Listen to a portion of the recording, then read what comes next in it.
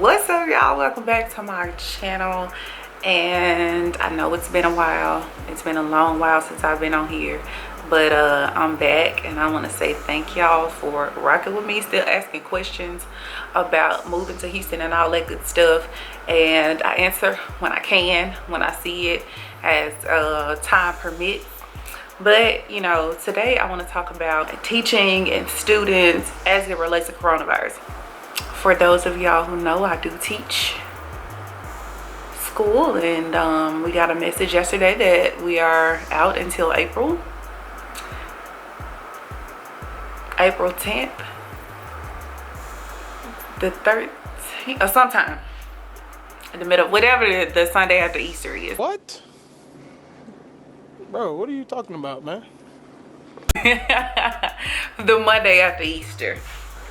So a lot of school districts across the country are closed until the middle of April, end of the month, end of the school year, indefinitely, until they determine what is going to happen with this.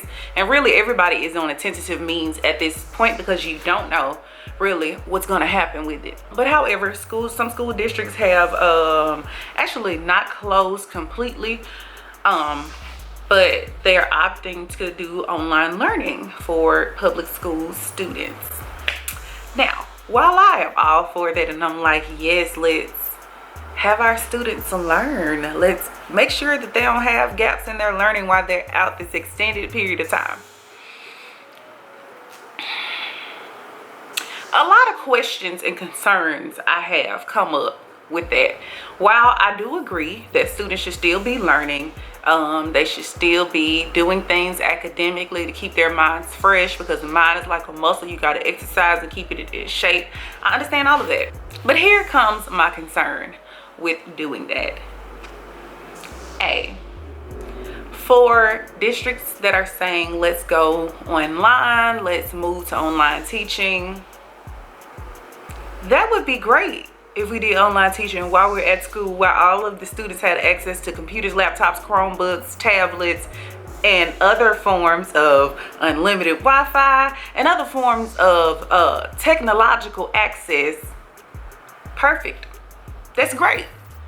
But think about the Title I schools and the kids who are in low-income communities who don't have access to internet, Wi-Fi, laptops and tablets and these other forms of technology, because those are, let's be clear, luxuries. That's nothing you need to survive in life. You can't eat it, you can't breathe it in, so you don't need that to survive in life. But here's the thing, some of those students don't have access to that. Some of these students have issues getting food on a daily basis, and that's why they come to school, because some of them only get their meals while they're at school. Now, I know somebody gonna say, but districts started giving out food. Great, and that's wonderful. We solved one problem. So our next problem is, while we say we're gonna do online schools, what we gonna do about the Wi-Fi? And I know somebody gonna say, I did read on social media where some internet company said that they would give families with school-age children free access to Wi-Fi. Okay, so that's one problem solved. Now where the technology gonna come from? How they gonna get on it? Because maybe 50 to 60% of my students at my Title I school have cell phones. Not all of them have cell phones in high school. So this just goes to show you how some families cannot afford those types of luxuries. So while we're saying let's move to online schools, it does not accommodate everybody. It just doesn't. And then when they do the online schools, who's gonna hold them accountable? Because we, the teachers, hold them accountable every day in school. Let's just be very clear. In public school, we hold them accountable. We spoon feed them. We hold their hands. And it's really not anything we can do, because we kind of like just, that's the atmosphere in public schools in America. So the other issue becomes a problem when some of these kids who, because the schools are closed, all businesses are not closed. So some of these kids who have parents, which are the bulk of them that don't work at schools, have to probably watch their siblings. Some of them have obligations outside of school that matter more for their livelihood and their survival than school does. Let's be clear. It matters more to them. So they're not going to be concerned about doing work. they're not gonna be concerned about, let me log on to this platform or whatever. And I think it's unfair that if we give them work, first of all, everybody can't access. And then what are we gonna do as far as grades are concerned if we give them this work? Everybody who didn't have access to it, everybody didn't do it. So we can't penalize those who didn't have access and didn't do it. But we're gonna give a grade to those who did have access. It's like, we need a system that's universal. We need something that works well. Now, I understand we've never been through this before, but let's say the perspectives and, you know, thoughts from people who have seen both sides. Because people who are making these decisions are not people who are directly and daily dealing with students. They're not, so you can't possibly know what their life is like.